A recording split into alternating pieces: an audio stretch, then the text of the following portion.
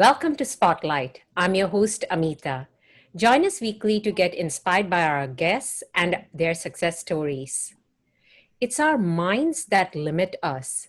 Most of us don't realize this and blame society for boxing us in. Our guest today will inspire us to free our minds. A medical professional and an artist, she's an empowering community leader. It's with pleasure I welcome to our show Miss Mary Ashok. Mary, it's great to have you here. Hello, Amitha. Hello, everyone. It's definitely an honor to be featured in Spotlight, and thank you for that wonderful introduction, Amitha. Well, you have a multifaceted personality in every sense of the word. So let's start a little bit with your background as to where you grew up and your education. Um, I was born and brought up in Chennai, which is a metropolitan city in the southern part of India. I have two siblings, my sisters Soni and Sophia. Soni is living in Calgary with her family, and my sister Sophia is living with my mom back in Chennai. My father, Mr. Rangarajan, he is a mechanical engineer with also a law degree and MBA as well. And my mom is a businesswoman. She was running a printing press for a very, very long time. A very strong lady from whom I guess we have imbibed some of the qualities. I studied in Sacred Heart Matriculation Higher Secondary School, which in Chennai is often called Church Park. I graduated in the year 1989 and then joined the government Stanley Medical College, where I completed my medical degree in the year 1995. So that's a little bit of my background and upbringing. Wow, it sounds like you already have great genetics and great values already instilled, in you and your sisters from the get-go with both your parents as such great role models. We are lucky to have you in Canada as you spread that positivity. Before you got to Canada, what did your professional career look like? And that includes the part of you that is an artist as well. Um, so, um, okay, so let me start with myself being an artist because that came before my professional career. So I started learning dance from the age of 7, but before that, I have to go a little bit further and let you know an interesting story about how I got into dance in the first place. Now, we are three girls, and my father is an all rounder. So he was a university gold medalist, he was a sportsman, he was the university debater. I mean, he name what, he was very talented. Even his writing is almost like script, where how they write in certificates. That's how beautiful his writing was. So I believe all three of us have got a little bit of, like you mentioned, you rightly mentioned actually, Amita, it was a split of his and my mom's genes for all three of us. So we are very blessed in that way. So Dad wanted one of us to become a sportsman. So he used to make us jog in the morning, take us to the beach, jog in the morning, or in front of our house, we had a big long road, and he would make us a sprint in the middle of the road. So as young girls, as we were growing, I mean, around 6 or 7 years of age, when we started become conscious about our surroundings, we started feeling very shy about running on the road. Although people, the milkman, people who are walking, people who are driving, they were all very appreciative of all of this. But as young girls, we were feeling very shy about it. At that time, there was a movie called Salangai Oli. I don't know if you've seen that movie before. It is, Not me. of course. It was a movie by Kamal Hassan and Jayaprada. It was one of the, hit movies, and Bharatanatyam was a focus, or dance was the focus in that movie. And that my sister saw that movie, and she was very inspired by the dance, and she was adamant about learning dance. So my parents actually, they joined her in a dance class, whereas my sisters Sonia and myself, we were forced into becoming sportswomen, much to we weren't very willing at that time. So just to avoid having to do that, we went and spoke to our parents and we said we'd like to join dance class as well. Oh, wow. Okay. So this is more like, so how I got into dance is mostly to avoid running, and so that's how I got into dance class and started my dance career. Interestingly enough, I wasn't very interested in dance either, to tell you the truth. But Hmm. as I grew older, and those teenage years when you start forming a world of your own, like you're always lost in your old world, trying to find out where is my space, what am I, who am I. And I guess around that time, I started losing myself in dance.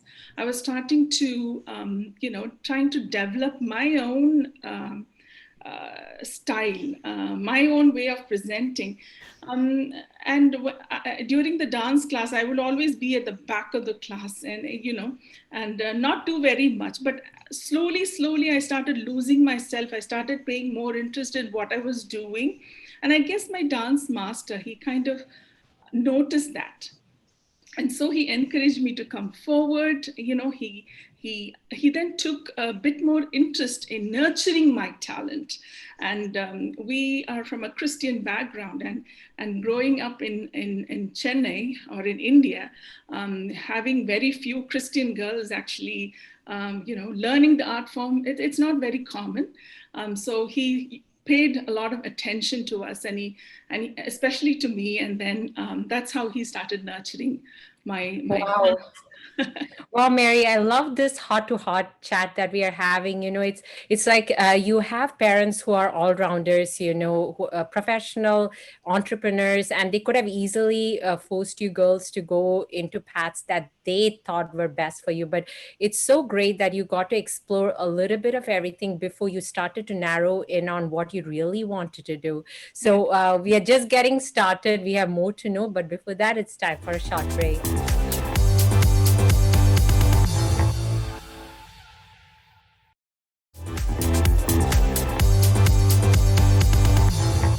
Welcome back to Spotlight. We are talking to the inspirational Mary Ashok. So, this is great, Mary. We got to hear about how your education meant, but then how you eventually discovered the dance in you. So, now tell us more where that led you to before you came to Canada.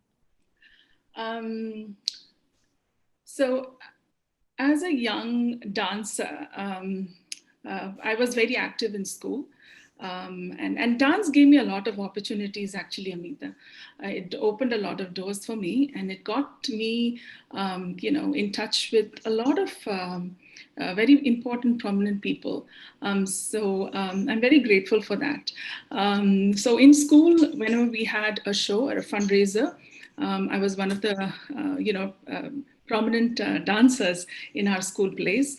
Even when I was in medical school, although medical school is very taxing, our dean and our professors, they would always encourage me. I had to actually travel to Mauritius, Singapore, Malaysia, all of that during my college years, during my medical years. But they were very, very accommodative and very encouraging. Oh, you go, you go, you do what you have to do. Exams is always here. You can always come and do your exams. So that's how encouraging they were. In college also, I was the cultural secretary for a while. I was very active in college with music and dance. Unfortunately, I couldn't make dance as a career. And of course, as South Asian children, and our paths are set either to do medicine or engineering.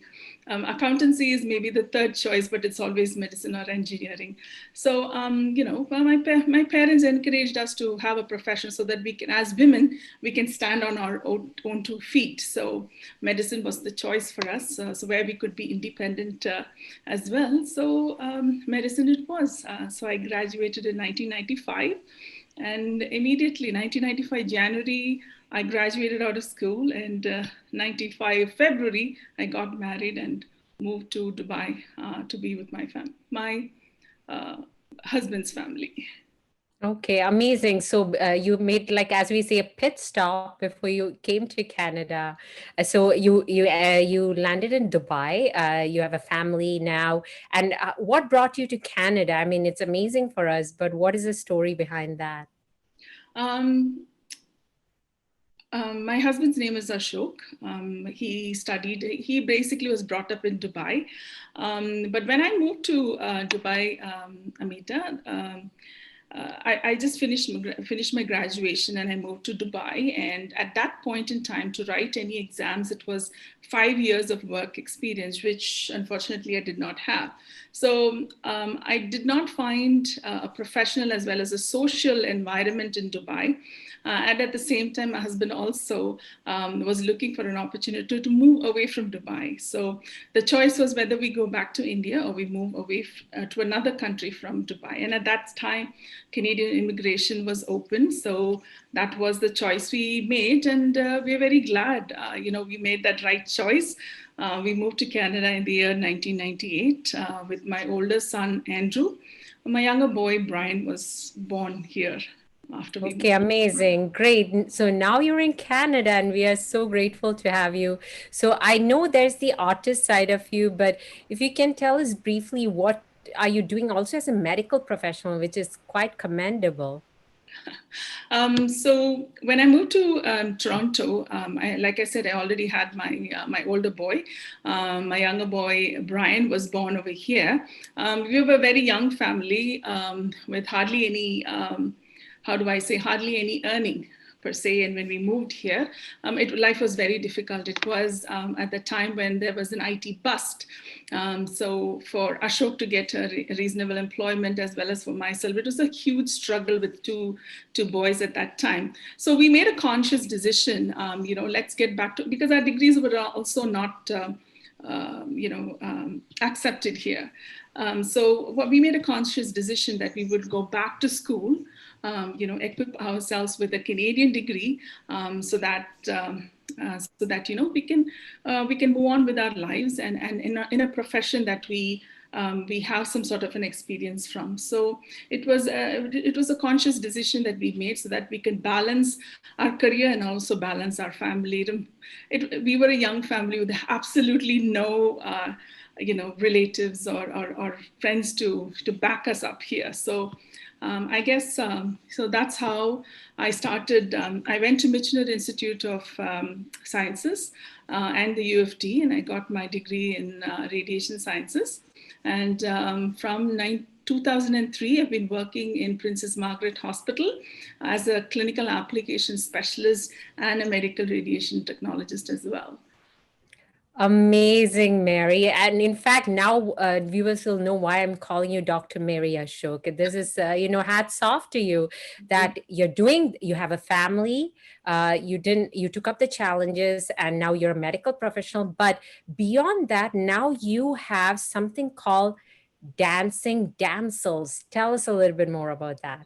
Um, so no matter what, Amitha, and you are an artist yourself, no matter what you do as a career, if you are an artist, you are an artist, and no matter what age, that somehow comes out of you. So for the longest time, I was in this mummy mode where everything was about my job, my career, as well as my family. And then in one point in time, there comes a void. When kids are all grown up, they're not dependent on you anymore. Then you start feeling that void, and that's when you sit down and you look back at what you've done and say, hey, what happened to me? What did I do for myself? And that's how I wanted to get back into my passion, which was music and dance. And so I joined a music band called Chennai Rhythms, and I was singing in that band. And then also for dance, I was looking around for a dance group just to get a supportive a group where we can showcase our talents, share the skills as well. And that's how I met friends who had things in common, same passion in common, and we started a dance group called Dancing Damsels. But what I also felt, Amitha, is that adult dancers, didn't have a professional level platform. Definitely, we had different events, but nothing that was, predominantly for dance, to promote dance and to provide that necessary platform for people who immigrate to Canada, especially with a professional training as a dancer. So that's when we thought that, hey, why don't we start? We are women. We are all educated. Why don't we get together and why don't we create a platform? And that's how Dancing Damsels, we incorporated into a nonprofit organization and was started primarily for women. So we included events that would promote women, utilize their skills, provide them with a platform, and that's how Dancing Damsels came into place. Amazing. So when opportunity does not come knocking at your door, you create the opportunity, and this is so great. So we are going to find out more about Dancing Damsels, but before that, it's time for a short break.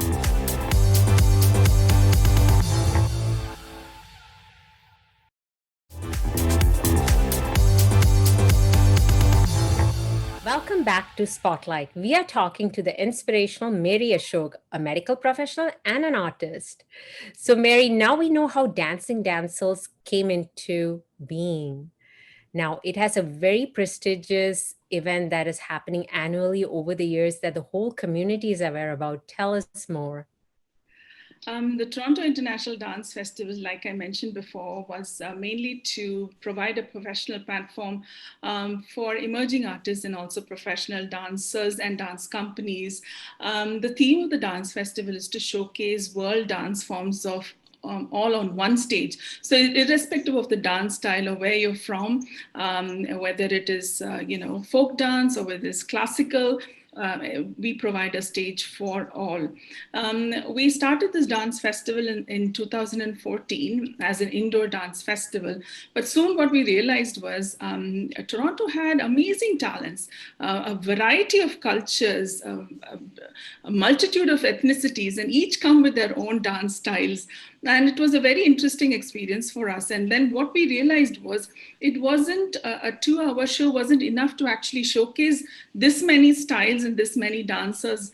And therefore, in 2018, we decided to hold what is called the Summer Outdoor Series and an indoor fall concert. So that's how the Toronto International Dance Festival expanded to an outdoor festival and also an indoor festival. And also to engage community in dance, what we also introduced was a week-long workshops. So these workshops are held by professionals and it is basically for the community. So our mandate is to promote multiculturalism, community development, and also empowerment, everything through the performing arts. And what we would like to do is also provide everything at a very minimal cost for families or absolutely free. And so we're working very hard towards it, Amitha. This year, of course, because of the pandemic, we are not able to hold any live events. So we had to cancel both the summer series and the indoor fall concert. However, starting on November 7th, every Saturday and Sunday, we are going live. So it's virtual presentation of the Toronto International Dance Festival. So 3 p.m. on Saturday and 3 p.m. on Sunday, we'll be showcasing dancers. But this year, the specialty is, Amitha, we're having international performers as well. Nice. So I guess Toronto International Dance Festival from a one-day festivals moved to an outdoor, and now we have international participants as well. So we are very proud, and we hope to reach. We have higher goals for the Toronto International Dance Festival, and we hope to reach it very soon. Well, I'm sure you will because you are trailblazers with the Dancing Damsel itself. And I have been to some of your previous live events before the shutdown, and I can vouch for it. It's amazing to be able to experiencing the whole world on one stage. And maybe this pandemic is kind of a blessing in disguise in a way now that you have international participants come on too. So I know you already mentioned the timings, but for the benefit of our viewers, is there a website they can find more information? Definitely, Amitha. Our website is www.ddshows.com. Shows with an s.com. So the information is all there. We are also active on Facebook. We have a page called Dancing Damsels. We have a Facebook page also called the Toronto International Dance Festival. We have created an event which we are happy to share with everyone, and we encourage everyone to attend the virtual festival, support the artists, because the artists are the ones who are very much affected by the pandemic situation, and us as a community, we have to lift them up. Very well said. I love that there's always the hint of positivity in everything that you say, despite whatever we are going through as a world together in these tough times. And now I know Toronto International Dance Festival, as you mentioned, is just one of the projects of Dancing Damsels. Are there any others that you would like to mention, or any upcoming projects that we can look forward to? Oh, Amita, we have so many projects in hand, working side by side.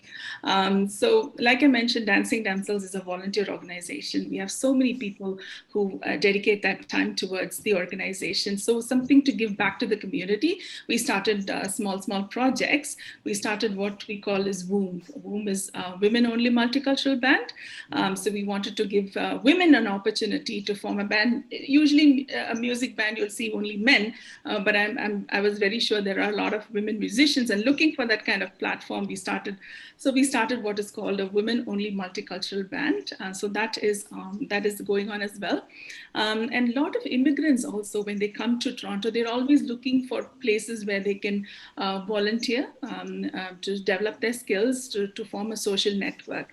So for people like them, for new immigrants, we definitely provide them with job opportunities, and also run workshops where they understand what is life in Canada, and what they need to do, and how to hone their skills so that they get a reasonable employment. So that's also something that we do. And we have lots of youth who also to support our organization. So for the youth, we also employ them through the Canada Summer Jobs Program. And we give them, a sense of responsibility. Toronto International Dance Fest is a huge undertaking, but for the students, when they work in such a festival, it gives them that sense of responsibility. So that's something we do for the youth. And for seniors, of course, lots of seniors give us a hand. And for the seniors, we have a drama series that's coming up. We just finished our dance series. We have a music series coming up, and also storytelling series.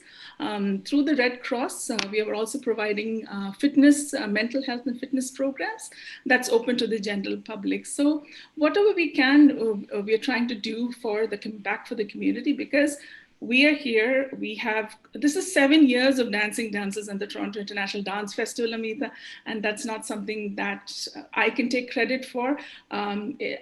It's a huge team, and it's a whole community that's working with us. So something to give to them. Wow. That's all I can say, Mary. I mean, you do so much, and I understand it's a team, but I'm pretty sure you're one of the main brain children, if you want to put it that way, of all the projects. And I mean, there's so much on your plate, and everything that you have mentioned to us today is giving back to the community in every sense of the word, and in every sector of the community.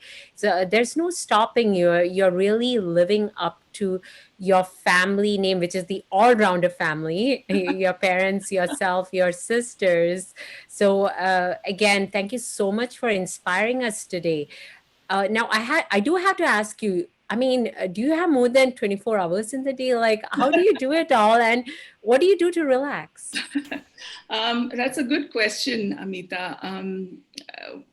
I mean, I try to do as much as I can within the 24 hours, but like I said, it's a huge team that's working alongside with me.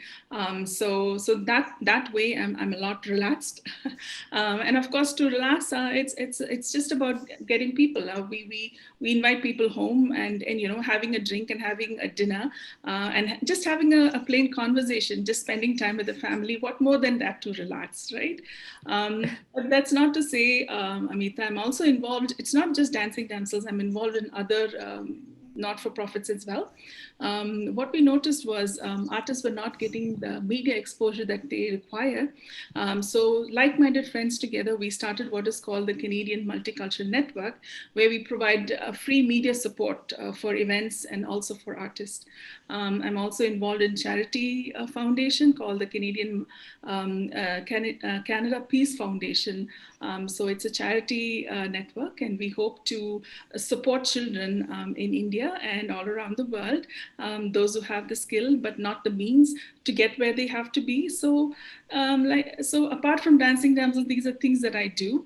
But because I'm very passionate about all of these, Amitha, I don't feel the tiredness. You might feel that, how do you manage all this? But the tiredness is not there, because when you're doing something where you're very passionate about, just time goes by. Very well said. Very well said. Well, Mary, it's been a pleasure talking to you today. You've given us so much inspiration today about, going after your passions no matter what. And just like you said, you don't feel like it's work when you love it. So we wish you and your team all the best in all that you do. And once again, for our viewers, what's the website that they can go to? www.ddshows.com. And also, please visit our Facebook page, Dancing Damsels, and also the Toronto International Dance Festival. And when you're there, please like and share. Thank you, Thank Mita. you. Thank you very much. All the best. Thank you, Mita. It was such a pleasure. And thank you for the opportunity to share my story with you today. Thank you. So that was Miss Mary Ashok, or I would call her Dr. Mary Ashok, who has inspired us today. Well, that's a wrap for this week's show. Continue to follow us on Facebook, on Twitter, and write to us at spotlight@ethnicchannels.com. Until next week, this is Amitha signing off, encouraging you not to be fearful going after your passions.